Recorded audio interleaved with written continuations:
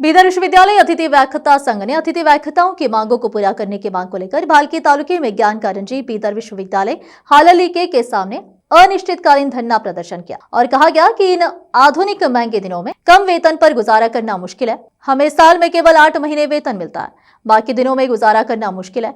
इसीलिए अगर हमें साल में कम से कम एक बार वेतन मिले, जैसे कि 50,000 रुपए प्रति माह, तो हम गुजारा कर सकते हैं। उस समय बीदर विश्वविद्यालय एक स्नातकोत्तर केंद्र था।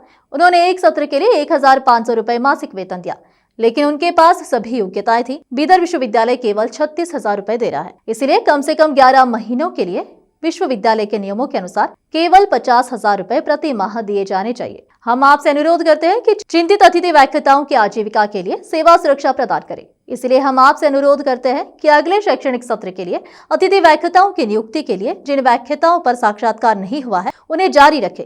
चिद्री अध्यक्ष सामाजिक कार्य अध्ययन विभाग बीवीबी और डॉक्टर अमरीश विनायक वाणिज्य अध्ययन विभाग बीवीबी, डॉक्टर तुकाराम आर मेत्रे रसायन विज्ञान अध्ययन विभाग बीवीबी, अरुण कुमार के चिद्रे सामाजिक कार्य अध्ययन विभाग बीवीबी बीदर और कई अन्य सदस्य उपस्थित थे। केपी न्यूज के कैमरामैन पपुराज का कवरेज। देश विदेश और स्थानीय समाचारों के लिए चैनल को लाइक, शेयर और सब्सक्राइब करना ना भूलें। ನಮ್ಮ ಈ ಅತಿಥಿ ಉಪನ್ಯಾಸಕರ ಸಂಘದಿಂದ ನಾವು ಈ ಬೀದರ್ ವಿಶ್ವವಿದ್ಯಾಲಯಕ್ಕಿಂತ ಮುಂಚೆ ಇದು ಗುಲ್ಬರ್ಗಾ ವಿಶ್ವವಿದ್ಯಾಲಯ ಅಡಿಯಲ್ಲಿ ಒಂದು ಸ್ನಾತಕೋತ್ತರ ಕೇಂದ್ರವಾಗಿತ್ತು. ಸುಮಾರು ನಾವು ಇಲ್ಲಿರುವಂಥ ಕೆಲವೊಂದು ಜನ ಸುಮಾರು 20 ವರ್ಷಗಳಿಂದ ಇಲ್ಲಿ ನಾವು ಅತಿಥಿ ಉಪನ್ಯಾಸಕರಾಗಿ ಸೇವೆ ಸಲ್ಲಿಸ್ತಾ ಇದ್ದೀವಿ. ಈ ಒಂದು 2-3 ವರ್ಷಗಳ ಹಿಂದೆ ಗುಲ್ಬರ್ಗಾ ವಿಶ್ವವಿದ್ಯಾಲಯವು ನಮ್ಮ ಎಲ್ಲರ ವೇತನವನ್ನು ಹೆಚ್ಚಳ ಮಾಡಿ 50,000 ರೂಪಾಯಿವರೆಗೂ ನಮಗೆ ವೇತನವನ್ನು ಹೆಚ್ಚಳ ಮಾಡಿತ್ತು. ಈ ಒಂದು ಬೀದರ್ ವಿಶ್ವವಿದ್ಯಾಲಯ ಆದರೂ ಕೂಡ ನಾವು ಇನ್ನೂ ಒಂದು ಪಾರ್ಟ್ ನಾವು ಗುಲ್ಬರ್ಗಾ ವಿಶ್ವವಿದ್ಯಾಲಯದಲ್ಲಿ ಕಾರ್ಯನಿರ್ವಹಿಸುತ್ತಿರುವಾಗ ನಾವು 50,000 ವೇತನವನ್ನು ತೊಗೊಂಡಿದ್ದೀವಿ.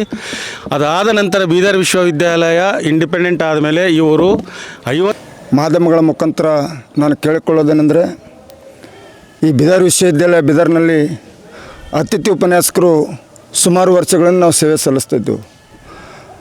ನಾವು ಸುಮಾರು ಸಲ ಇಲ್ಲಿನ ಕುಲಸಚಿವರಿಗೆ ಮತ್ತು ಕುಲಪತಿಗಳಿಗೆ ನಾವು ಮನವಿ ಮಾಡಿಕೊಂಡಿದ್ದೆವು. ಮೇಡಮ್, ಸರ್, ಈ ರಾಜ್ಯದ ಬೇರೆ ಬೇರೆ ವಿಶ್ವವಿದ್ಯಾಲಯಗಳಲ್ಲಿ 49,000 ಕೊಡ್ತಾಯಿದ್ದಾರೆ, 59,000 ಕೊಡ್ತಾಯಿದ್ದಾರೆ. ನಮಗೂ ಕೂಡ ಹೆಚ್ಚಳ ಮಾಡಿ ಅಂತ ಕಿಸಿ ನಾವು ಮನವಿ ಮಾಡಿಕೊಂಡ್ರು ಕೂಡ ಇಲ್ಲಿವರೆಗೆ ಸೌಜನ್ಯಕ್ಕಾದರೂ ಕುಲಪತಿಗಳು ಕರೆದು ನಿಮ್ಮ ಸಮಸ್ಯೆಗಳನ್ನು ಸ್ಪಂದಿಸ್ತೇವೆ ಅಂತ ಕಿಸಿ ಇನ್ನೂವರೆಗೂ ನಮಗೆ ಕೇಳಿಲ್ಲವರು. ಆದರೂ ಈ ಮಾಧ್ಯಮಗಳ ಮುಖಾಂತರ ಇವತ್ತು ಮಹಾವಿದ್ಯಾಲಯಗಳಲ್ಲಿ ವಾಣಿಜ್ಯ ವಿಭಾಗದ ಅತಿಥಿ ಉಪನ್ಯಾಸಕ ಬೀದರ್ ವಿಶ್ವವಿದ್ಯಾಲಯದಲ್ಲಿ ಸೇವೆ ಸಲ್ಲಿಸ್ತಾ ಇದ್ದೀನಿ. ಈಗಾಗಲೇ ನಮ್ಮ ಅಧ್ಯಕ್ಷರು ಹೇಳಿದಾಗೆ ನಮ್ಮ ಮಾತೃ ವಿಶ್ವವಿದ್ಯಾಲಯ ಆದಂಥ ಗುಲ್ಬರ್ಗಾ ವಿಶ್ವವಿದ್ಯಾಲಯದ ಅಡಿಯಲ್ಲೇ ಬೀದರ್ ವಿಶ್ವವಿದ್ಯಾಲಯ ಸ್ಥಾಪನೆ ಆಗಿರೋದು. ಪ್ರತಿಯೊಂದು ವಿಷಯಕ್ಕೂ ಕುಲಪತಿಗಳು ಮತ್ತು ನಮ್ಮ ವಿಶ್ವವಿದ್ಯಾಲಯ ಅಧಿಕಾರಿಗಳು ಪ್ರತಿಯೊಂದು ವಿಷಯಕ್ಕೂ ಗುಲ್ಬರ್ಗಾ ವಿಶ್ವವಿದ್ಯಾಲಯದ ಪಠ್ಯಕ್ರಮವನ್ನೇ ಬಳಸ್ತೀವಿ. ಗುಲ್ಬರ್ಗಾ ವಿಶ್ವವಿದ್ಯಾಲಯದ ಯಾವ ರೀತಿ ನಡ್ಕೊಂಡು ಬಂದಿದೆ ಅದನ್ನೇ ಪಾಲಿಸ್ತಾ ಇದ್ದೀವಿ. ಆದರೆ ಅತಿಥಿ ಉಪನ್ಯಾಸಕರ ವೇತನ ಅಂತ ಬಂದಾಗ ಮಾತ್ರ ಅದನ್ನು ಅಪ್ಲೈ ಆಗಲ್ಲ ಅಂತ ಹೇಳ್ತಾರೆ. ಇದು ನಮ್ಮ ಮೇಲೆ ಎಲ್ಲರ ಮೇಲೆ ಆಗ್ತಾ ಇರೋದು ಅನ್ಯಾಯ.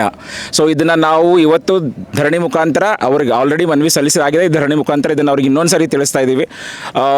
ಇದಲ್ದಿರಾನು ಪತ್ರಿಕಾ ಮಾಧ್ಯಮದವರಿಗೆ ನಾವು ಬೀದರ್ ವಿಶ್ವವಿದ್ಯಾಲಯ ಅತಿಥಿ ಉಪನ್ಯಾಸಕರ ಒಂದು ಸಂಘದಿಂದ ಈ ಒಂದು ಧರಣಿನ ಹಮ್ಮಿಕೊಂಡಿದ್ದೀವಿ ಸರ್. ನಾವು ನಮ್ಮ ಬೇಡಿಕೆಗಳು ಎರಡೇ ಇರೋದು ಸರ್. ನಮಗೆ ಪ್ರತಿ ವರ್ಷ ನೀವು ಯಾವ ರೀತಿ UGC ನಿಯಮಾವಳಿ ಪ್ರಕಾರ ಆಯ್ಕೆ ಮಾಡ್ಕೋತೀರಾ, ಸೊ ಅದೇ ರೂಲ್ಸ್ ಅಡಿಯಲ್ಲಿ ನಮಗೆ ಸ್ಯಾಲ್ರಿ ಕೂಡ ವೇತನ ಕೊಡಿ ನಮಗೆ.